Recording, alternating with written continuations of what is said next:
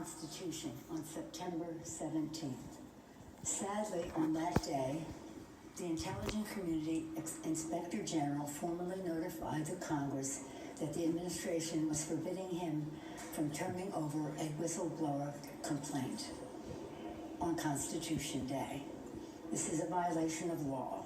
Shortly thereafter, press reports began to break of a phone call by the President of the United States calling upon a foreign power to intervene in his election. This is a breach of his constitutional responsibilities. The facts are these. The Intelligence Community Inspector General, who was appointed by President Trump, determined that the complaint is both of urgent concern and credible. And its disclosure, he went on to say, relates to one of the most significant and important of the Director of National Intelligence's responsibility to the American people. On Thursday, the Inspector General testified before the House Intelligence Committee stating that the acting Director of National Intelligence blocked him from disclosing the whistleblower complaint. This is a violation of law. The law is unequivocal. The DNI staff, it says the DNI Director of National Intelligence shall provide Congress the full whistleblower complaint. For more than 25 years, I've served on the Intelligence Committee as a member, as the ranking member, as part of the Gang of Four, even before I was in the leadership. I was there when we created the Office of the Director of National Intelligence. That did not exist before 2004. I was there even earlier in the 90s when we wrote the whistleblower laws and continue to write them to improve them to ensure the security of our intelligence and the safety of our whistleblowers. I know what their purpose was, and we proceeded with balance and caution as we wrote the laws.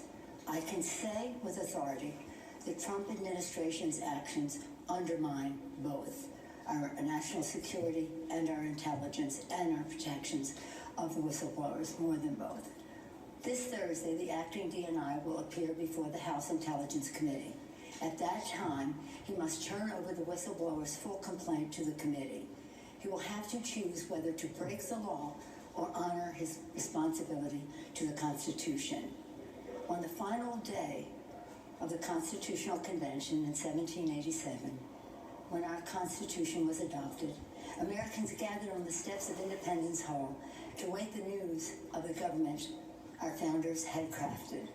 They asked Benjamin Franklin, "What do we have, a republic or a monarchy?" Franklin replied, "A republic if you can keep it." Our responsibility is to keep it.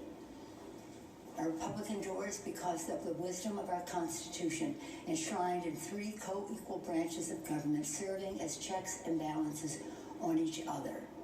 The actions taken to date by the President have seriously violated the Constitution, especially when the President says, Article 2 says I can do whatever I want.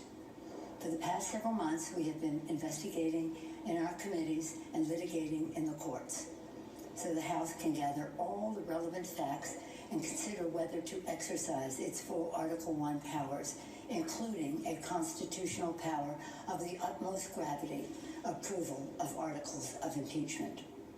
And this week, the President has admitted to asking the President of Ukraine to take actions which would benefit him politically. The actions of the Trump presidency revealed the dishonorable fact of the President's betrayal of his oath of office, betrayal of our national security, and betrayal of the integrity of our elections. Therefore, today, I'm announcing the House of Representatives moving forward with an official impeachment inquiry. I'm directing our 6 committees to proceed with their investigations under that umbrella of impeachment inquiry. The President must be held accountable. No one is above the law. Getting back to our founders, in the darkest days of the American Revolution, Thomas Paine wrote, "The times have found us. The times found them to fight for and establish our democracy. The times have found us today, not to place ourselves in the same category of greatness as our founders, but to place us in the urgency of protecting and defending our Constitution from all enemies, foreign and domestic. In the words of Ben Franklin, to keep our republic. I thank our chairman,